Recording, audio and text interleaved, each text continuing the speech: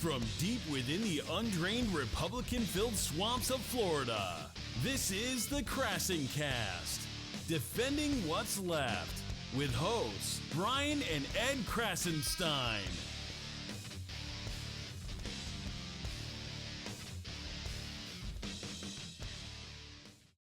And welcome to KrassenCast. As you all know, leaks have been a very important part of fighting the injustices presented by the Trump White House. We've seen leaks coming from pretty much every angle of the White House. One thing that may be stopping a complete deluge of leaks, however, are non-disclosure agreements that Trump forces those working for him to sign. Today, we have a special guest, Sherry Jacobus, who was actually considered for a job as Trump's communications director in 2015, but she turned it down. She was one of those individuals who were asked to sign an NDA. Sherry is also a well-known GOP political pundit who has appeared on CNN and Fox News hundreds of times. Can you please introduce yourself, Sherry? Yeah. Hi, Sherry Jacobus. You can follow me on Twitter. A lot of people do. Hope you keep doing it. So a lot's going on. You made some interesting tweets within the last few days. As I understand it, in May of 2015, you found out that you were being considered as Donald Trump's campaign communications director. Is that correct? Well, the way I found out was an old friend who I'd known and worked with for 30 years contacted me and said he was working for the exploratory committee and he was going to be heading over to work on the Trump super PAC. He said the campaign needed a communications director. Was I interested? I actually was not, but you don't say that to old friends. And as a consultant, obviously you take meetings. And I said, well, let's sit down and talk about it. By the way, that's my pinned tweet when he contacted me. And the next day we met for lunch and he brought along a guy I'd never heard of before and did not tell me in advance, guy by the name of Corey Lewandowski, who was going to be the campaign manager. So it was a little bit of a setup and they kind of worked on me. And Lewandowski admitted that they had trouble getting good people to meet with them, presumably because Trump was a buffoon and no one took him seriously. I don't think anybody thought he was a dangerous threat at that time. It was just one of those fringe candidacies. He even told me at that time that he had a meeting set up with Kellyanne Conway and that she had stood him up. And I said, stood you up as in you had a place and time set up and she was a no-show? And he said, yes, it was at some event. And he said at that time, it appeared she was looking to link up to Cruz with Cambridge Analytica. At the time, I don't remember if he said Cambridge, but I afterwards realized that's what it was. So that's pretty much how it came about. They kind of worked on me. And he said, what would it take to get you money-wise? And, I said, well, let me think about that. He wanted me to send him an email. And then they wanted a second meeting. And there's lots of back and forth. And I kind of stalled for a few weeks and had a few other things going on. Eventually, I met with him again. And this time it was in Trump Tower. And Lewandowski storms in, rips off his tie. Apparently, Mr. Trump made them all wear ties all the time. And he was a different guy, and he was a real turnoff.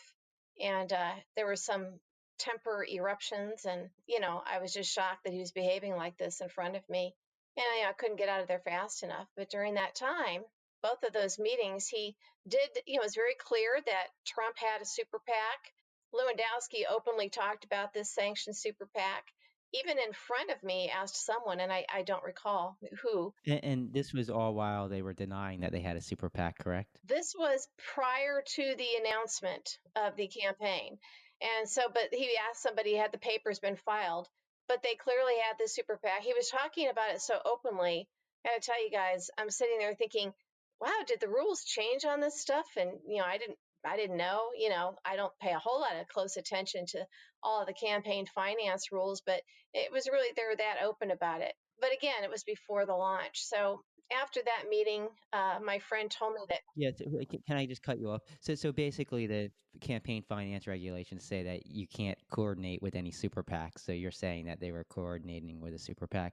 But this was before the campaign announcement, so technically it was legal. What happened after that, may not be. However, at that point, because of Lewandowski's behavior, he told me lots of things during that meeting, which I've tweeted about extensively. How Trump had Roger Ailes and Jeff Zucker in his pocket and was good friends with Bill O'Reilly because he was trying to convince me that this was just going to be a cakewalk. They were going to get all of this press attention, that it would just be easy. So later that day, my friend contacts me and says, "Oh, Corey really liked you. He was afraid he was too hard on you and liked that you didn't get flustered." And I'm thinking to myself, flustered? I think he's the one who should be embarrassed at his behavior. He was, may I curse on your show? Go ahead. He was an asshole. Acted like an unhinged little kid over his head. So, I just wasn't interested, and I didn't want to burn my bridges with my friend. He's clearly saying, that Corey, like trying to keep this door open. I waited a day or two, and then I contacted him and said, thanks for thinking of me, but I really didn't appreciate the hazing by that guy Lewandowski, and you have a great time, working on that super PAC, and let's keep in touch. That was it. I even defended Trump on television after that. I was a pundit at the time, and I routinely commented on all of the candidates, the Republican candidates. And so I defended him the way I would defend Jeb Bush, Carly Fiorina, anybody. My first public criticism of Trump came when he made those disgusting comments about John McCain's POW status, how he liked people who didn't get caught. So at that point, I figured, okay, yeah, we got to write this guy off as a possibility. Remember, we had all these other candidates at the time. Then a few months later, there's this article that comes out about the super PAC. Now, up to that point, you remember, they were self-funding. Trump was slamming other people for having super PACs, claimed nobody was going to own him because he was rich and he could just pay for this himself. Well, the article came out in the Washington Post about, and I do, by the way, know who was behind it, but I can't really say. The article came out in the Washington Post that they had this super PAC, that it was run by Mike Saletti, a friend of Corey Lewandowski's. Oh, by the way, by this time, my friend was long gone. He never went to work for the super PAC. He left shortly after the announcement. He saw what we all saw later.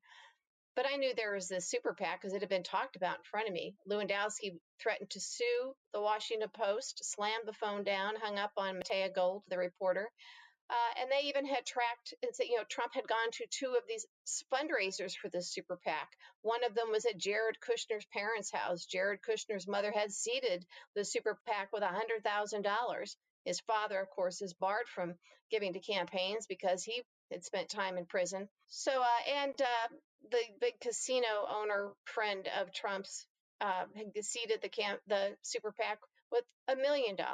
Yeah, Sheldon Adelson, is that who you're talking about? No, it wasn't Adelson. It was Phil Ruffin. Is that his name? So at this point, I put forward a number of tweets, and I numbered them so it was very clear what my intention was. I did not call the reporter. I was not consulted for the first campaign. I was not behind those articles, but I tweeted out that Corey Lewandowski told me all about the super PAC in May and June of 2015. And yeah, the whole 9 yards. And at that point, the reporter called me, and I basically repeated what I had tweeted out, and she included it in a follow-up article, contacted Lewandowski. At that point, he had to admit that he did know Mike Saletti, since they were both Koch brothers, worked for the Koch brothers, knew him well. And Mike Saletti is a guy who's a political operative in Colorado, owns a few companies such as Whizbang Solutions, which also got a big contract with the Trump campaign. So they were caught lying. At this point, I was immediately canceled on by Fox News. I've been on Fox for years and years, a couple thousand times, the segments. And O'Reilly hops on Gretchen Carlson's show and lies for Trump and says there's no super PAC. He's self-funding. That's all just a big mess. And I'm assuming that Trump picked up the phone and told him, first of all, told Fox to ban me. And they didn't want O'Reilly to wait till that night. They wanted him on the air right away. So he hops on basically unannounced on Gretchen Carlson's show midday to lie for Trump. Also later that day, we found out that's when the catfishing started of me, somebody pretending to be a lawyer looking to representing big Republican donors secretly, and they wanted to hire me to help them fight this effort. And that's where we eventually found out it wasn't true, but only in backtracking found out that the catfishing started that day. Months later, like the next year, really, Trump was the nominee. Politico was doing a big piece on the catfishing, and before the piece was published, but while they were calling around to Team Trump, my emails were hacked. The FBI got involved at that point. And you think that the Trump campaign was behind it? I do think that. Before all of that, then when I came out and talked about the super PAC, Trump had to silence me. So he did a series of tweets about me, claiming that I begged him for a job twice, was turned down, and basically was angry, and that's why I was criticizing him. So you said that the FBI got involved. Do you know if they actually investigated it further to see if Trump was behind it, or? Well, yes, they did. And I realize I'm jumping around here. It's hard to explain it all chronologically. But I was banned from CNN. I realize now that's because Jeff Zucker is great friends with Trump. And I did get confirmation from the CNN producer that the order came from on high. This was after 180 appearances, and it was right. It was because I, again, brought up that super PAC. Now, I don't choose the issues, but I was on Don Lemon's show, and we were talking about Trump's self-funding. And as you guys probably understand, print comes before broadcast. Print reporters break the news, broadcast, then broadcasts it out there. So, Trump supporters are not sitting around reading the Washington Post. They did not know about this super PAC. He had effectively killed it. And one of the ways he killed this from spreading further was by having me thrown off television so that I no longer had a voice on this. So, by the way, remember I told you that guy, Mike Saletti, was from Colorado, the guy running the super PAC, the Lewandowski pal, who, by the way, was seen in Trump Tower for meetings prior to the announcement. One of the numbers that the catfisher was using was a Colorado number, and then there was a DC number used for a fake domain registration. That DC number once belonged to a guy who had lived in the DC area. He was a professional cybersecurity guy, had done some work with DHS, NASA. Then he was out, guess what, in Colorado now as a private security guy for hire, private dick. So there's a lot of these Colorado contacts. And I know that they had control of the number because when they found out that I was onto them, both numbers went dead. So did the FBI ever update you on the investigation, or is it? Well, they don't update you, but I could tell, like when they said, okay, we need to talk to you, when a few months went by, what had happened was then Trump won. There was an indication that he had hired a DC firm, a person in that firm who does crisis communications for rich and famous people when they're sued for defamation. I had, of course, sued Trump for defamation when he tweeted those things out about me. But this person was trying to verify a piece of personal information from me that they thought they could use in court because everybody thought this case would go through. That piece of information could only have been garnered from my hacked emails. So that's when the FBI really kicked in. They threw another senior person on the case. A couple months later, they said, we got to meet with you. And we sat down for 3.5 hours. We thought it would be an hour. But I had contact with them. They would call me, dozens of times, and they don't really keep you informed. Then another thing happened sometime after that, where there was a member of the Trump team, somebody who in fact had appeared in front of the grand jury, who was in deep doo-doo, who was trying to get some things pulled from USA Today, namely get me pulled from USA Today, and was going to the right-wing editor there, an ally, and was using information, again, a separate piece of information that only could have been garnered from my hacked emails. Now, none of this was salacious information. It was trying to claim I had done business with someone that I hadn't, and I had a conflict. Well, there was no conflict. But I can't get in a lot of information here. I will at some point, but I do believe but these are the instances of why it was sent to the special counsel's office at one point, because the cyber guys in the Southern District of New York told me that this was now gone way beyond just computer intrusion. Remember, they launched their investigation prior to Trump winning, when it became clear that he had people high up who were in a position to hire and pay DC firms, and also his team trafficking in information from my hacked emails. It was clear that this wasn't some outsider or just a Trump supporter, that this went close in. Now I'm going to back up the NDA. This is all interesting because, as you know, of course, is that the Trump campaign was somewhat linked to the WikiLeaks hacked emails that Guccifer 2.0 released. So the hacking email issue is certainly on people's mind right now. Yes, and I've always thought, it's really strange for me to go through this process these last few years because I knew this stuff about Trump and his people early on, and I've got a whole lot more because there are a lot of people who are now on Team Trump who at the time were Trump opponents, but of course everybody falls in line when he became the nominee, or certainly then after he won, and they told me things, and I have this stuff in writing, things about Roger Stone, things about Cohen, things about Sam Nunberg, things that were done and that they routinely do. And Trump has spent his entire adult life basically finding ways to spy on people. And a lot of this has been published reports. We heard that he had uh, basically a switchboard set up in his apartment at Mar-a-Lago so he could listen in on the phone calls of guests. There have been other instances where I was told that C-suite types, after staying at a Trump property, had some funny things happening on their cell phones after that, and had to have everything wiped or reconfigured. So to assume that Trump has not been doing this sort of thing forever, well, we know that he has. And so, yes, I believe that Trump routinely has people hacked. I think he has more than just Guccifer 2.0 and WikiLeaks and people doing it. I think he has a lot of ways to have it done. And I think that he had me hacked when they realized that I was onto them on the catfishing scheme, and they had to get rid of evidence. And then again, the FBI, well, pre-Pahara's office had already been looking at the catfishing. And so, they got that guy, and they told me point blank that this guy, Steve Wessel, is a longtime shyster con man in New York. However, he is always after money. And in this case, he was after information. And in fact, the $500 gift certificates that I was provided by him, they know that he didn't pay for, that somebody gave him that money.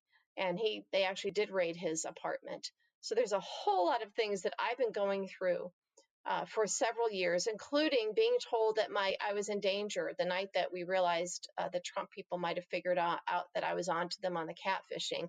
I was told by somebody, I will not give you the name now, but the FBI has it because he knows these guys. And he said, you're not safe. Trump's got guys in Queens. Is this somebody related to the Trump campaign? Can you say that? It's somebody, his name, reporters at least know, who tends to work closely with members of the Trump family and inner circle.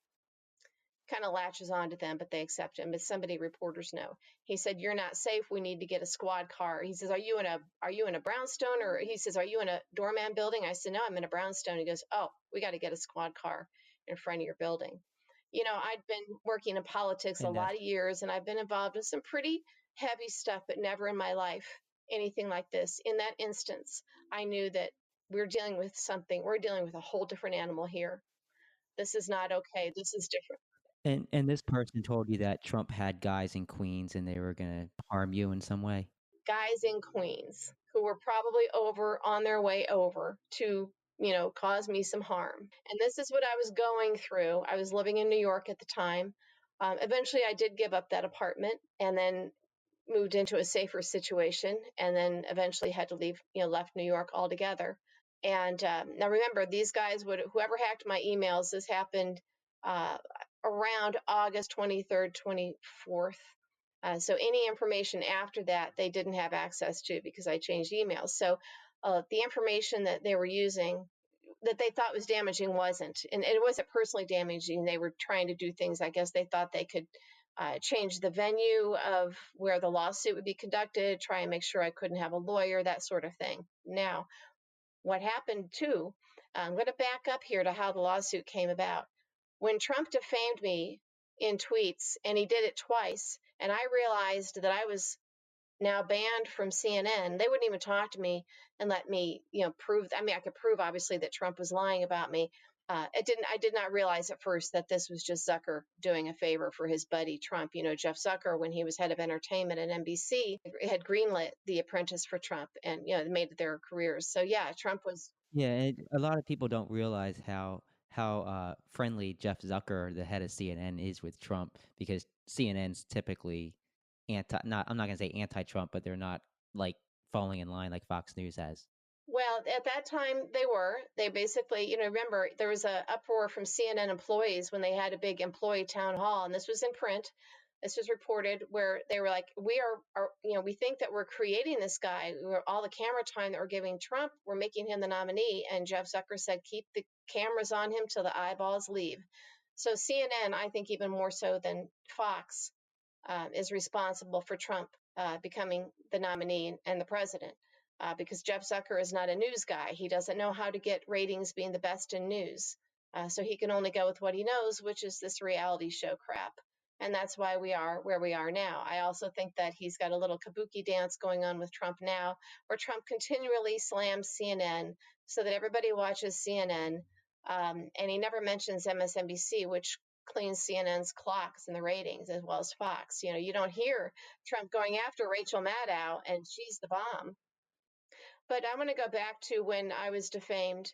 And then at that time, remember, at this point, I'm still dealing with this catfisher, not knowing that it's a catfisher. It was a lawyer who was in Great Britain, who had privileges in the U.S., allegedly born in the U.S. So at this point, I, with a lawyer, decided to send a cease and desist letter to Trump. We did that. It hit the news. Later on, there were some articles written about how that was handled. And then when they realized I was suing later on, it was actually Manafort that had to pull Trump off the ledge and keep him from, attacking me at that point. But they were shaken because they knew that Trump had defamed me and that, I had a case. So at that point, Don McGahn, who was the counsel, eventually became chief counsel for the White House. At that time, he was counsel to the campaign. Don McGahn is a former FEC commissioner, federal election commissioner. Don McGahn knew that there was a super PAC. He knew I wasn't lying. He knew why all of this happened, but they needed to still keep me silent. And to avoid a lawsuit. So he called my lawyer, and there was some email exchanges, and I do have copies of this. And he said, how do we dial this back? My lawyer said, we want those tweets deleted immediately, those Trump tweets defaming Sherry Jacobus. We want an apology. Well, clearly an apology wasn't going to happen. So Don McGahn gets back and said, okay, Trump will delete the defamatory tweets. In exchange, your client has to sign non-disclosure agreement where she can never talk about anything that was discussed in her 2 Trump Tower meetings. And, I'm thinking, okay, I knew what this was, but I guess that's how these things are done, right? I've never been involved in anything like this before. Well, the negotiations took a little bit longer than I was comfortable with. And it was during that time period, talk about having a guardian angel on your shoulder. It was during that time period that I realized I was catfished. I immediately cut off all contact. I wasn't going to sign anything. I wasn't going to say anything. I wasn't going to respond. I didn't have to do anything. And the friend who had been the intermediary, the person who first brought me to the campaign, let me know that McGahn had contacted him and was all, WTF, what's going on? We thought we had a deal. And he was very upset and very terrified because he thought he had solved this little problem by getting me out of the way and shutting me up so that I couldn't tell the truth about Trump. Guys, one of the things you learn in life and politics is never put anybody in a position where they got nothing left to lose, because I just didn't care. And I'm a big girl, and I've been doing this a long time. And I thought, no way am I I'm going to sign any agreement and enter into any legal agreement with Donald Trump where he can then control what I say or can't say. And so I thought, hell no, I'm not letting them know what I'm doing. I just knew I wasn't going to sign a thing. And they were not happy with that. They were concerned about that, clearly. Interestingly, the NDA, and I do put a link to it on a piece I wrote on the website, our Never Trump website, A House United. There's various versions of it, but this non-disclosure agreement by Trump, where Trump was going to delete his defamatory tweets about me in exchange for my silence on everything, basically the super PAC, that was only to last until Election Day or the day after Election Day, which is an indication that Trump and his lawyers and his team really didn't think that they were going to win. They weren't looking to win. They weren't expecting to win. This was pretty early on, but I thought that was really interesting. That's what I hear a lot. A lot of people say that Trump didn't expect to win. He didn't really want to win, and it just happened that he did win. So why wouldn't they have me sign an NDA that would just be forever and ever, like like he does for most people? This was to expire on election day, and I still wasn't going to sign it because I was angry. I was pissed. I don't like these guys, and of course, I didn't think there was a chance that he could win. But if I don't know what would have happened. I look at this sometimes. I'm thinking, what if I had signed that, and it was only until election day, and then he wins, and then I'm able to talk. I don't know if that would have been something I would have been comfortable with, because while I was unable to really get the word out that he had a super PAC, and it wasn't my job to do that, I do believe that if he had not been helped by Fox News and CNN to silence me on the super PAC, if this is something, he largely got broadcast media to shut up about it. And there was so much going on. There might have been a little bit written, but not to the point where it sunk down and got to the level where his primary voters were paying attention. But I think that if Trump voters early on, before it was really a cult, if GOP voters, primary voters, had known that Trump was lying to them, that he had a super PAC, and he was lying to them point blank when he said he didn't, I think that he would have been out of the race within a week to 10 days. These are things that matter. It's hard now to look at this and say, oh no, his cult, they'll believe him on anything. But again, we're looking at October of 2015, February 2016, Yeah. So what ended up happening? Did he take the tweets down? Did you reach an agreement? No, I didn't sign. I decided instead to file a lawsuit. So I did file a lawsuit. And that's when it was clear that right before the judge was making the decision, which was a bad decision, I think she got scared. That's when it looks like he hired a firm in D.C. to try and verify a few things about me, because he was desperate to get that thing thrown out. He was desperate to have that not come to light, because he knew what this was going to do. So at this point, and here's what's interesting. The case was dismissed, and there's been a little bit written about that. I won't go into the background on some of those things, but even after that, and this is something I haven't said publicly, even after the case was dismissed, of course, we were going to appeal. His team clearly knew that it was a bad decision and that they had gotten by the skin of their teeth, or whatever else they had to do to get it dismissed. And they still wanted to settle this with me. They made an offer to my then lawyer. They wanted me to name a figure, a reasonable figure, to make this go away and keep me from appealing the dismissal, rather than just go through and so they operate in interesting ways. And this was still before he was inaugurated. After he won, but was not yet inaugurated, and they wanted this to go away. Well, I haven't gone away. I don't know if I've had any impact, but sometimes you just have to do the right thing and stand up to these thugs. Oh yeah, absolutely. You also said that of course, you worked for Fox News. Did you have an NDA with them? No, I didn't. I've never worked for Fox News. Did they compensate you? I was on Fox News probably between 1,500 and 2,000 times since October 1997, which was my first appearance on. They were new. I was a spokesperson at the RNC, and over the years, I just never knew the secret to scoring a contract. And now that we know what we know about Roger Ailes, I'm glad I didn't know the secret. Yeah, right. But yes, I was on Fox more than many of their paid contributors, but just never got a contract. So let's stray a bit off topic here. What's your thought on the non-Mueller report that we received from William Barr? I think that he's covering up. I think that he was hired to cover up. I don't think that's too much of a stretch. When you look at his unsolicited memo, 18-page memo, where he basically said, this is what I would do. So Trump hired him and he did it. Jeff Sessions wouldn't do it, but Barr would. And I think that Kavanaugh was placed on the Supreme Court so that if something like this gets to the Supremes, Trump has his person there who will take care of him. I think that what Congress has to do, and I see signs that this is happening, they have to make every effort to get that report, and they can get an unredacted version. And they should get it as soon as possible. Many in Congress obviously have the security clearances where they can do this, and they can decide what needs to be redacted, and it has to be released publicly. That is ours. This doesn't belong to Bob Barr, and he will, force them to do all of the things that a lawyer would do to try and hide it. Force the Republicans to take every single vote that they're going to need to try and cover it up.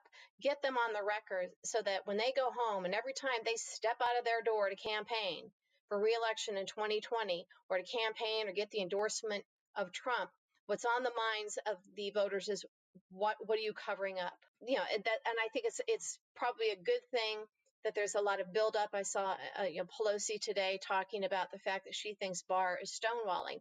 And some people are saying subpoena him, subpoena them right away. That will happen in due time. I think it's actually okay to pull this Band-Aid off slowly so that people are paying attention, so that every Republican who is involved in this cover-up, who refuses to insist and vociferously call for this full Mueller report to be released, they have to go on the record. I think especially in the Senate, even though these are non-binding resolutions, the House passed unanimously except for a few who abstained, but nobody voted no. They all voted 420 votes to release the Mueller report. As you know, Mitch McConnell in the Senate will not even let this non-binding resolution come to the Senate floor.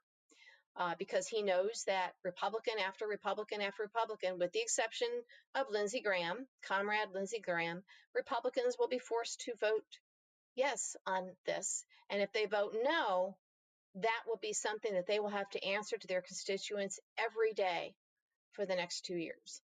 I I think it's funny because Russia's come out and said, yeah, release the report, and Lindsey Graham's come out and said, yeah, Donald Trump told me he just wants the report released, but they're not actually releasing it. It's like they're putting this narrative forth that they all want it released, but they're not doing anything in their power to actually have it released. That tells me that they have absolute assurance from Barr that this thing will never be released. Yeah, that's my opinion as well. Donald Trump would not be saying release the report if he really thought it would ever be released. Yeah, exactly. And I think that's all good, great points. Is there anybody else that has an NDA with Trump that you think might speak out? No, I don't think anybody will speak out who has an NDA. I think people are terrified of him. I think they all want to be taken care of by his team. And I think that when people see what's happened to me, they will never speak out. And, you have a lot of people who are on CNN who know darn well what happened to me. And some of them kind of happened to them for a while, but they aren't going to do it. You have print reporters who are afraid to report on just how deep the connection is between Trump and Jeff Zucker and Trump and Roger Ailes and Fox. They're afraid to go there because print reporters like to be on TV as well. That helps their careers. I get a lot of private girls from people, but they're afraid. And once you own the media in America, you own everything. Public outcry could force Republicans to insist on the release of the Mueller report. They could force Barr to do it, but public outcry is controlled by the media. Right. So there's it's a chicken or an egg. Twitter kind of helps some of that. You guys, are doing great work, but as you know, it's a challenge. Yeah, and that really only covers a small segment of the population, I think. Yeah. Well, I really appreciate you coming on, and good luck with everything. Hopefully the truth comes out, and hopefully people like you who speak up can kind of push the truth out. Well, thank you. Yeah, I see no downside to telling the truth. It's freeing, it's liberating, and I'd like to see more people do it. I think in the end, the people who are trying to get the truth out are going to be the real heroes here. So keep doing what you're doing. Well, that's a wrap. Please please remember to subscribe to KrassenCast on YouTube and leave us a review on iTunes and Google Play. If you really want to support us, please also consider doing so on our Patreon by going to KrassenCast.com. Adios.